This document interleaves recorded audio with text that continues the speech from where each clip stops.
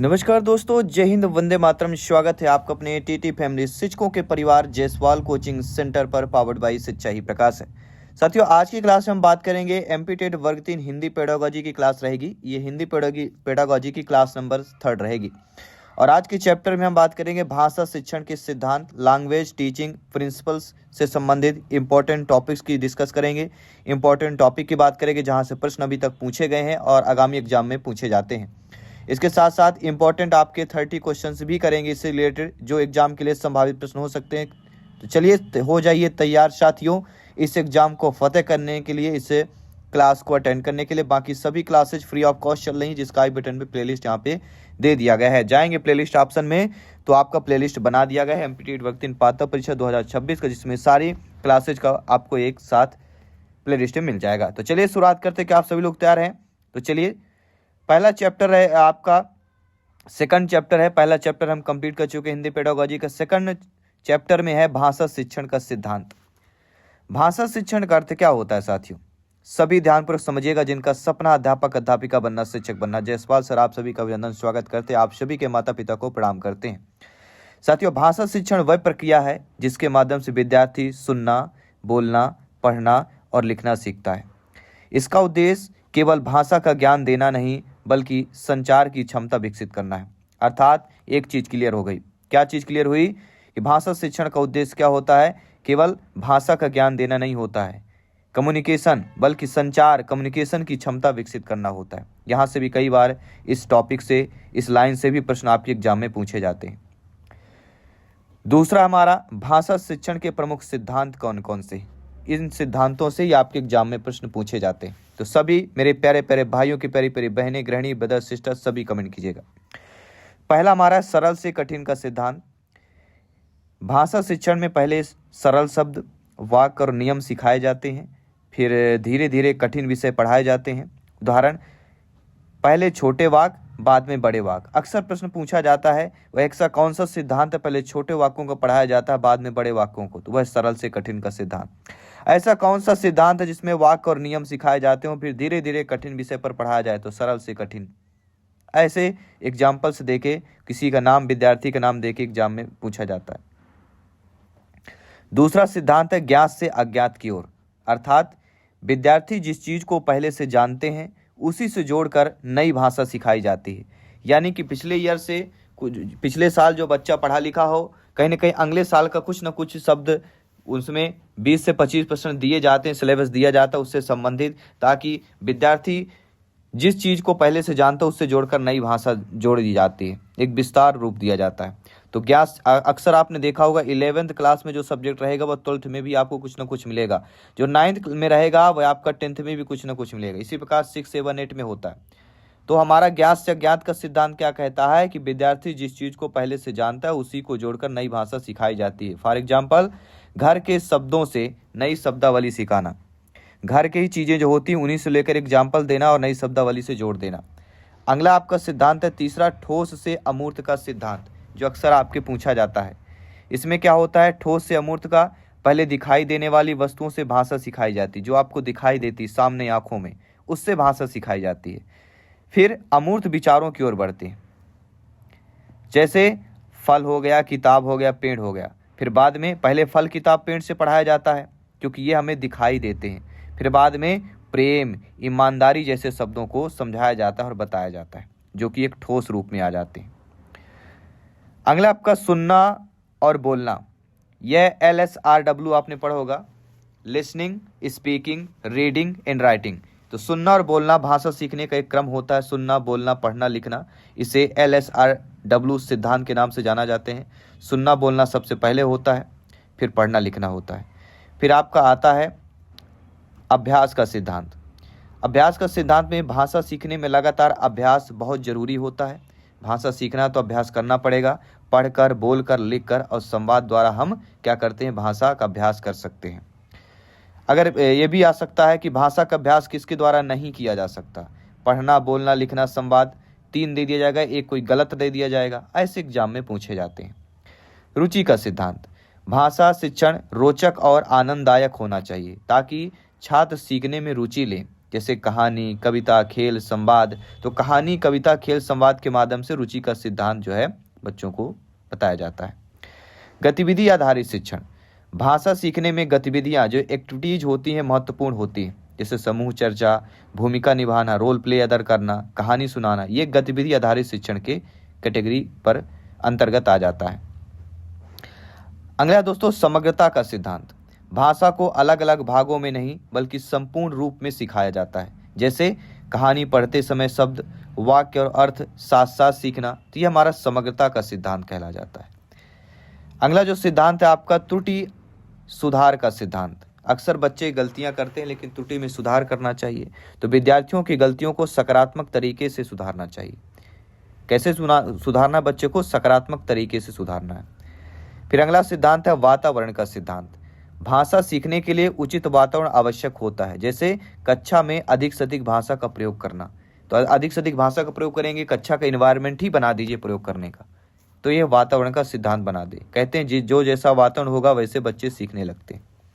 अब आपके MP TT के लिए महत्वपूर्ण बिंदु जो अक्सर एग्जाम में पूछे जाते हैं, इन पर ध्यान फोकस करना है इस टॉपिक्स में, कि भाषा सीखने का क्रम क्या होता है। LSRW, listening, speaking, writing and reading writing. भाषा शिक्षण का उद्देश्य क्या होता है? संचार कौशल विकसित करना। भाषा सीखने का सबसे अच्छा तरीका कौन होता है? अभ्यास और संवाद करना होता है। और भाषा शिक्षण को रोचक बनाने के तरीके क्या होते हैं? कहानी के द्वारा, खेल के द्वारा, गतिविधि के द्वारा। तो ये रहे इंपॉर्टेंट पॉइंट्स जो अक्सर आपके इसी से संबंधित, इसी टॉपिक से एग्जाम में या इन्हीं सिद्धांतों से प्रश्न पूछे जाते हैं उदाहरण देकर। ठीक है, अब हम बात करेंगे भाषा शिक्षण सिद्धांत के टॉप 30 क्वेश्चंस करेंगे। तो हो जाइए तैयार, कमर कस लीजिए। इन 30 महत्वपूर्ण प्रश्नों को आपको अंत में बताना भी है कि इन 30 महत्वपूर्ण प्रश्नों में आपने कितनी तैयारी की और आपके कितने आंसर सही हो गए। अगर आपने हमारी संस्था की जायसवाल कोचिंग सेंटर की टॉपर नोट्स नहीं ली है, टॉपर नोट्स प्राप्त करने के लिए आज ही आपको व्हाट्सएप मैसेज करना है 9630689598। इसमें आपको व्हाट्सएप मैसेज कर देना है। जैसे आप इनमें व्हाट्सएप मैसेज करेंगे, टीम आपको रिप्लाई कर देगी। टर्म एंड कंडीशन है, वो कंडीशन आप देख लेंगे, समझ लेंगे, इसके बाद आपको टॉपर नोट्स प्रोवाइड करा दी जाएगी। टॉपर नोट्स बता देता हूँ, जो पहले हमारे 2022-2024 के एग्जाम में जो सिलेक्शन पा चुके हैं, 10 से लेके 20 टीचर जो हमारे टच में हैं, जो हमारे स्टूडेंट भी रह चुके हैं, अच्छा उन्होंने स्कोर किया, उनके मार्गदर्शन पे लिया गया कि उन्होंने क्या क्या चीज़ें और एक्स्ट्रा पढ़ी थी। तो उनके मार्गदर्शन के द्वारा ये 10 से 12 टीचर और हमारी टीम के द्वारा NCERT पैटर्न पर यह टॉपर नोट्स तैयार की गई है। ये टॉपर नोट 15 से लेके 20% आपकी तैयारी और बेहतर करने वाली है। तो चलिए शुरुआत करते हैं, MCQs की तरफ चलते हैं। पहला प्रश्न है कि भाषा शिक्षण में LSRW का सही क्रम क्या है। L मतलब होता है लिसनिंग, S मतलब स्पीकिंग, R मतलब रीडिंग और राइटिंग। ठीक है ना? तो हमारा सेकंड ऑप्शन जो दिया गया है वह हमारा यहाँ पे सही हो जाएगा। इसके बाद साथियों हम बढ़ते हैं आपके अगले प्रश्न की तरफ। अगला प्रश्न प्यारा सा प्रश्न दिया गया है और प्यारा सा प्रश्न के लिए प्यारा सा फीडबैक आपको चाहिए, तो प्यारा सा फीडबैक कीजिएगा। राइट आंसर देख लेते हैं कि भाषा शिक्षण में ज्ञात से अज्ञात का सिद्धांत का मुख्य उद्देश्य क्या होता है। सभी लोग बताइए। ज्ञात से अज्ञात की ओर अगर हम सिद्धांत चलना है तो हमें आपको फीडबैक करना पड़ेगा। तो चलिए सभी लोग फीडबैक करके बताइए। ज्ञात से अज्ञात की ओर कठिन विषय पहले पढ़ाना, विद्यार्थियों को पूर्व ज्ञान से नया ज्ञान जोड़ना, केवल व्याकरण सिखाना या केवल लेखन कौशल बढ़ाना। तो मैं कई बार आपको बता चुका हूँ, जिक्र कर चुका हूँ कि एक शब्द आपको गांठ बांध लीजिए, जहां भी केवल आए, निगेटिव आ गए। अगर हमारा ऑप्शन भर निगेटिव नहीं होना चाहिए, तो केवल निगेटिव होता है और पहले कठिन शब्द भी एक निगेटिव में आ जाता है, तो हमारा बचता है बी ऑप्शन। अर्थात भाषा शिक्षण में ज्ञात से अज्ञात का सिद्धांत का मुख्य उद्देश्य क्या होता है? विद्यार्थियों के पूर्व ज्ञान से नया ज्ञान जोड़ना। सेकंड ऑप्शन यहाँ पे सही हो जाएगा। नो डाउट सारी चीजें आपकी क्लियर हो गई। सभी ब्रदर सिस्टर टीचर्स सभी कमेंट कीजिएगा जिनका सपना है अध्यापक अध्यापिका बनना। जायसवाल सर आप सभी का अभिनंदन, स्वागत करते हैं। अपने माता पिता का सपना साकार करना है तो मेहनत करना ही पड़ेगा साथियों। भाषा शिक्षण में किस कौशल को ग्रहणशील कौशल कहा जाता है? जी हाँ, ग्रहणशील कौशल हम किसे बोलते हैं? हमने बताया था आपको, हम सुनकर और पढ़कर ग्रहण कर सकते हैं। हम कोई भी चीज ग्रहण कैसे करेंगे? सभी लोग बताइए। सुनकर या पढ़कर ग्रहण कर सकते हैं। तो यहाँ पे हमारा सेकंड ऑप्शन जो दिया गया ऑलरेडी सही हो जाएगा। इसके बाद बढ़ते हैं साथियों अगले प्रश्न की तरफ। अगला प्यारा सा प्रश्न है, प्यारा सा फीडबैक कीजिएगा कि भाषा शिक्षण में किस कौशल को अव्यक्तात्मक कौशल कहा जाता है। जी हाँ, प्रोडक्टिव स्किल की बात हो रही है। तो सुनना बोलना तो हमारा हो गया कौन सा कौशल, ग्रहणशील कौशल हो गया। अब अव्यक्तात्मक कौशल कौन होगा, तो अव्यक्त हम किसके द्वारा कर सकते हैं, बोलकर और लिखकर हम अपनी बातों को रख सकते हैं, अव्यक्त कर सकते हैं। तो अव्यक्तात्मक बोलना लिखना हो जाएगा। ठीक है, तो दोनों चीजों को समझिए और फीडबैक करिएगा। बढ़ते हैं अगले प्रश्न की तरफ। भाषा शिक्षण में सबसे पहले किस कौशल का विकास होना चाहिए, तो श्रवण का होता है, सभी लोग जानते हैं। सुनना हमारा पहला कौशल हो जाता है। नो डाउट सारी चीजें क्लियर हो गई होंगी। बढ़ते हैं अगले प्रश्न की तरफ। भाषा शिक्षण में प्राकृतिक क्रम सिद्धांत किससे संबंधित होता है। जी हाँ, भाषा शिक्षण में एक प्राकृतिक क्रम का सिद्धांत है। यह भाषा सीखने का स्वाभाविक क्रम होगा। केवल व्याकरण, शब्द याद करना या लेखन अभ्यास होगा। तो केवल तो नेगेटिव हो जाएगा, सभी लोग जानते हैं। शब्द याद करना भी नहीं होगा, लेखन अभ्यास नहीं होगा। क्या होगा, भाषा सीखने का स्वाभाविक क्रम। अर्थात भाषा शिक्षण में प्राकृतिक क्रम सिद्धांत किससे संबंधित हो जाता है, भाषा सीखने के स्वाभाविक क्रम से होता है। First option is the right answer. अगला प्रश्न है, भाषा शिक्षण में अनुकरण सिद्धांत किस पर आधारित होता है, प्रयोग पर, अनुकरण और अभ्यास पर, पढ़ने पर या लिखने पर होता है। तो मेरे प्यारे मित्र जानते हैं कि भाषा शिक्षण में अनुकरण सिद्धांत, अनुकरण मतलब कहीं ना कहीं सीखना ही होता है। तो अनुकरण किस पर होता है, अनुकरण और अभ्यास पर ही होता है। सेकंड ऑप्शन जो दिया गया है वह आपका ऑलरेडी सही हो जाएगा। सभी कमेंट करते रहिएगा, सभी फीडबैक करते रहिएगा, क्योंकि यहाँ पे कमेंटेड बनिए। यहाँ पे अगर आप उत्तर देने को तत्पर रहेंगे तो वादा है एग्जाम में आपका बेहतरीन स्कोर जाने वाला, एग्जाम को क्वालिफाइड आप बेहतरीन अच्छे नंबर से करने वाले हैं। तो भाषा शिक्षण का मुख्य उद्देश्य क्या होना चाहिए। आप सभी लोग ज्ञानी सरल व्याख्याता लोग हैं, कहीं ना कहीं शिक्षा से जुड़े हुए हैं, कहीं ना कहीं शिक्षा का आदान प्रदान कर रहे हैं। तो आप जानते हैं कि भाषा शिक्षण का मुख्य उद्देश्य क्या होता है। क्या वह नियम याद करना, तो याद करना तो नेगेटिव हो गया। संचार क्षमता विकसित करना हो सकता है, केवल तो दोनों नेगेटिव हो गए। तो हमें हमारा बी ही ऑप्शन बचता है कि भाषा शिक्षण का मुख्य उद्देश्य क्या होगा, संचार क्षमता विकसित करना। केवल शब्द जो होता है नेगेटिविटी को प्रकट करता है, नकारात्मक को हमें बताता है। अगला, भाषा शिक्षण में क्रियात्मक पद्धति का प्रमुख आधार क्या होता है, रटना, गतिविधि, परीक्षा या नोट्स। देखिए भाषा शिक्षण में अब देखिए क्रियात्मक मतलब क्रिएटिविटी अर्थात गतिविधि। प्रश्न पर ही हमारा उत्तर दिया, केवल हमें समझना है और फीडबैक करना। चलिए देखते हैं अगला प्रश्न, प्यारा सा प्रश्न है कि भाषा सीखने में कौन सा सिद्धांत सरल से कठिन से संबंधित है। क्रमबद्धता का सिद्धांत, गतिविधि, अभ्यास, अनुकरण। हमने सारे सिद्धांतों को अच्छे तरीके से जिक्र किया है और आपको बताया भी है। तो कौन सा सिद्धांत है जो सरल से कठिन से संबंधित होता है, तो सरल से कठिन मतलब क्रमबद्धता का सिद्धांत। First option is the right answer. किसी भी प्रश्न पर डाउट हो बेफिक्र कमेंट कर सकते हैं। अगला प्रश्न आपकी स्क्रीन पर है, भाषा शिक्षण में सहभागिता का सबसे अच्छा माध्यम क्या होता है, व्याख्यान करना, समूह चर्चा, नोट्स या रटना। सब देखिए रटना तो नेगेटिव हो जाएगा, ये तो चीजें हो नहीं सकती है, तो कौन सा होगा, सभी लोग बताइए। सभी लोग कमेंट कीजिए, फीडबैक कीजिए। हर एक क्वेश्चन को यहाँ पे कमेंट करना, फीडबैक करना, ये ध्यान रखिएगा। और अगर आज आपने कमेंट कर दिया, आज आपने कमेंटेड बन दिया, अगर आप बेहतर यहाँ पे कमेंट स्कोर कर रहे हैं तो बेहतर तैयारी आपके होने वाली है। तो भाषा शिक्षण में सहभागिता का सबसे अच्छा माध्यम होता है समूह चर्चा, क्योंकि यह छात्रों को सक्रिय रूप से अपने विचार साझा करना, दूसरे को सुनना और भाषा का व्यवहारिक उपयोग करने का अवसर देता है। तो समूह चर्चा इज द राइट आंसर। अगला प्रश्न देख लेते हैं क्या दिया गया है, भाषा सीखने में बच्चों की त्रुटियों को शिक्षक को कैसे देखना चाहिए, दंड देना चाहिए, अनदेखा करना चाहिए, सीखने की प्रक्रिया का भाग मानना चाहिए या तुरंत रोक देना चाहिए। तो भाषा सीखने में बच्चों की त्रुटियों को शिक्षक को कैसे देखते हैं, आप सभी लोग शिक्षक बंधु हैं, ठीक है। तो आप कैसे देखेंगे, सीखने की प्रक्रिया का भाग मानेंगे, क्योंकि त्रुटियां सीखने का हिस्सा होती है। जो इंसान सीखेगा नहीं वो गलती करेगा नहीं, जो गलती करेगा वही सीखेगा। भाषा शिक्षण में सक्रिय अधिगम किससे संबंधित होता है, बहुत अच्छा प्रश्न दिया गया है, ये भी कई बार रिपीट हुआ है, ठीक है। ये आपके मैं बता देता हूँ, ये टीटी एग्जाम में आया हुआ प्रश्न है, इसलिए ध्यानपूर्वक समझिएगा। जी हाँ, ये संभावित प्रश्न है और कई टीटी एग्जाम में इस प्रकार के प्रश्न पूछे जाते हैं। तो भाषा शिक्षण में सक्रिय अधिगम किससे संबंधित होता है, छात्र की सक्रिय भागीदारिता से होता है। अब भाई सक्रिय अधिगम सक्रिय भागीदारिता से ही कनेक्ट होगा, तो यहाँ पे बी ऑप्शन ऑलरेडी हमारा सही हो जाएगा। ठीक है, चलिए बढ़ते अगले प्रश्न की तरफ। अगला प्रश्न हमारा दिया गया है, भाषा शिक्षण में संपूर्ण भाषा दृष्टिकोण होल लैंग्वेज अप्रोच का मुख्य विचार क्या होता है?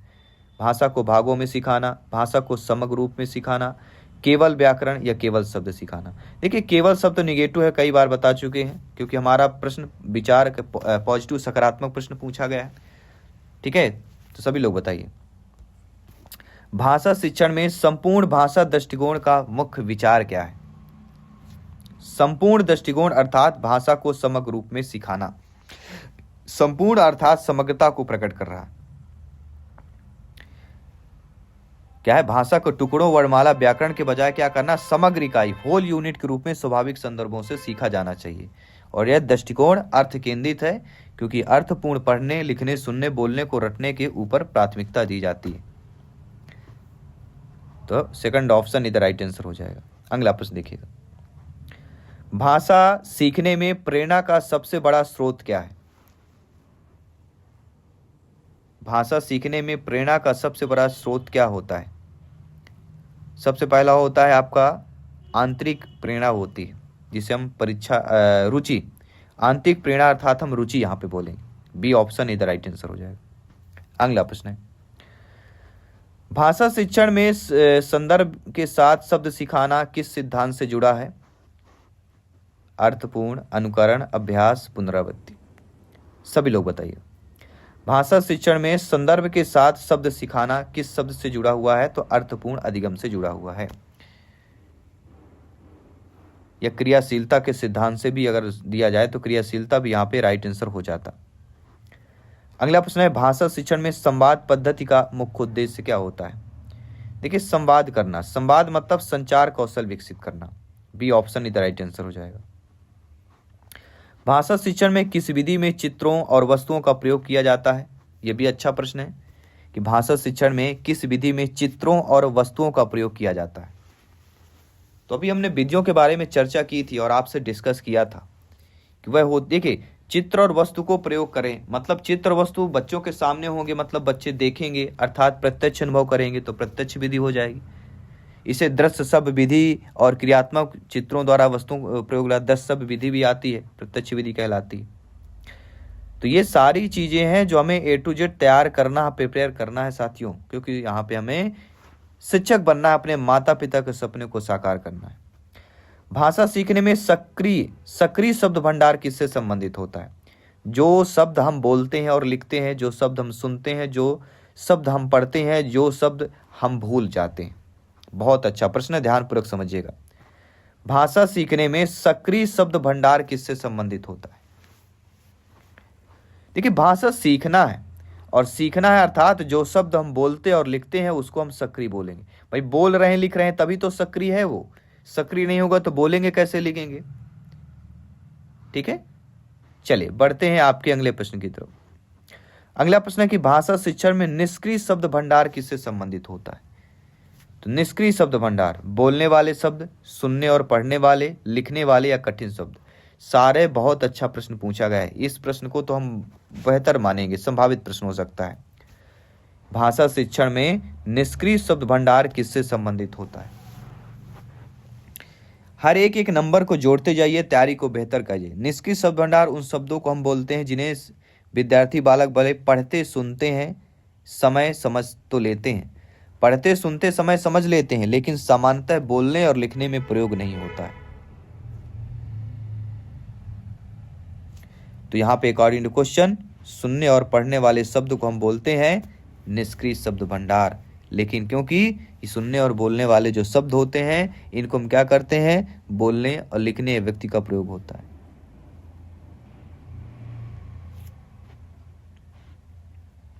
बढ़ते हैं आपके अगले प्रश्न की तरफ।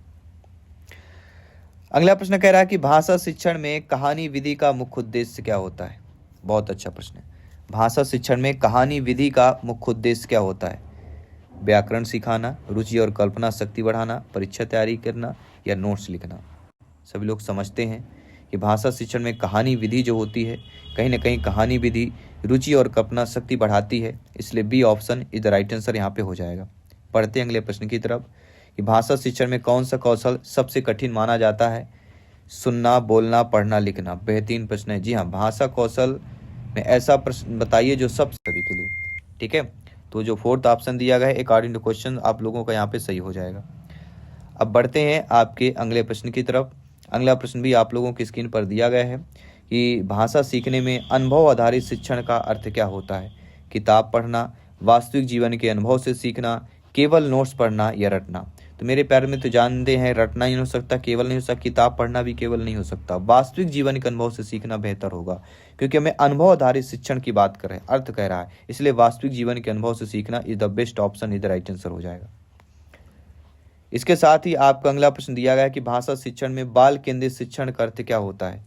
शिक्षक केंद्रित, छात्र की आवश्यकता के अनुसार शिक्षण, केवल किताब पढ़ना या परीक्षा आधारित हो जाएगा। तो आप सभी लोग जानते हैं केवल सब निगेटिव हो जाएगा। परीक्षा आधारित, शिक्षक केंद्रित, सबसे बेहतर है छात्र की आवश्यकता के अनुसार शिक्षण करना, क्योंकि भाषा शिक्षण में बाल केंद्रित शिक्षण की बात, बालक केंद्रित शिक्षण है तो भैया बालक की आवश्यकता के अनुसार शिक्षण करना पड़ेगा। ठीक है, तो B option is the right answer यहाँ पे हो जाएगा। नो डाउट सारी चीजें क्लियर हो गई होंगी। आइए बढ़ते हैं आपके अगले प्रश्न की तरफ। अगला प्रश्न है भाषा शिक्षण में भाषा प्रयोगशाला का उद्देश्य क्या होता है। लेखन अभ्यास, श्रवण उच्चारण सुधारना, व्याकरण सिखाना या नोट्स बनाना होता है। तो मेरे प्यारे मित्र जानते हैं कि भाषा शिक्षण में भाषा प्रयोगशाला का जो मुख्य उद्देश्य माना जाता है, कहीं ना कहीं श्रवण और उच्चारण को सुधारना माना जाता है। तो बी ऑप्शन जो दिया गया है अकॉर्डिंग टू क्वेश्चन हमारा यहाँ पे सही हो जाएगा। अब बढ़ते हैं आपके अगले प्रश्न की तरफ। ये भाषा शिक्षण में भूमिका अभिनय जो रोल प्ले होता है किस कौशल को बढ़ाता है। पढ़ने को, लिखने को, बोलने को, व्याकरण को। देखिए भूमिका अभिनय, रोल प्ले करेंगे, अभिनय करेंगे तो बोल कर ही कर सकते हैं। तो भाषा शिक्षण में भूमिका अभिनय जो रोल प्ले होता है कहीं ना कहीं बोलने के कौशल को बढ़ाता है।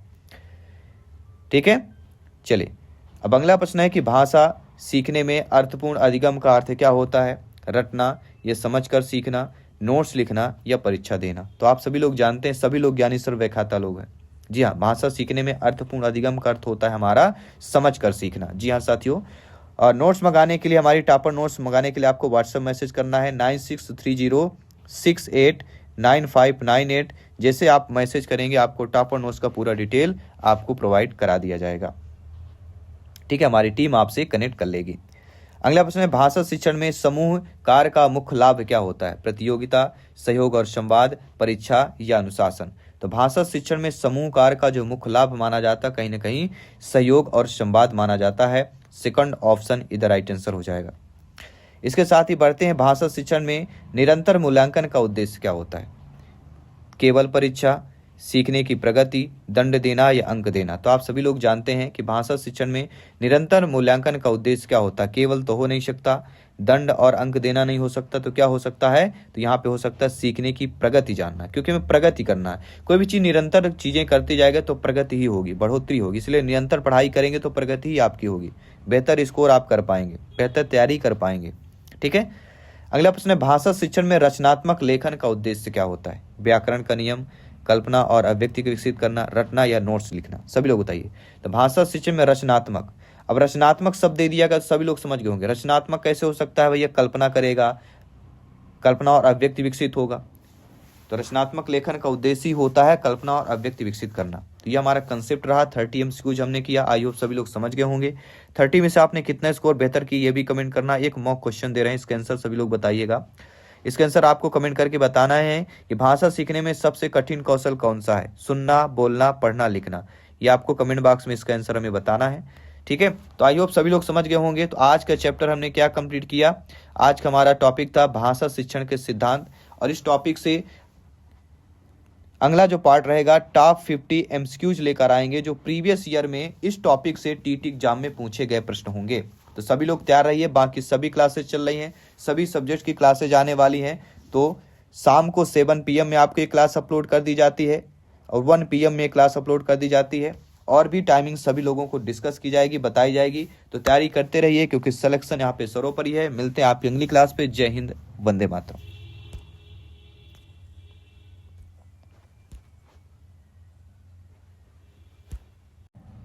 नमस्कार दोस्तों, जय हिंद, वंदे मातरम। स्वागत है आपका अपने टीटी फैमिली शिक्षकों के परिवार जायसवाल कोचिंग सेंटर पर, पावर्ड बाय सच्चाई प्रकाश है। साथियों, आज की क्लास में हम बात करेंगे एमपीटेड वर्ग 3 हिंदी पेडागोजी की क्लास रहेगी। ये हिंदी पेडागोजी की क्लास नंबर 3 रहेगी। और आज के चैप्टर में हम बात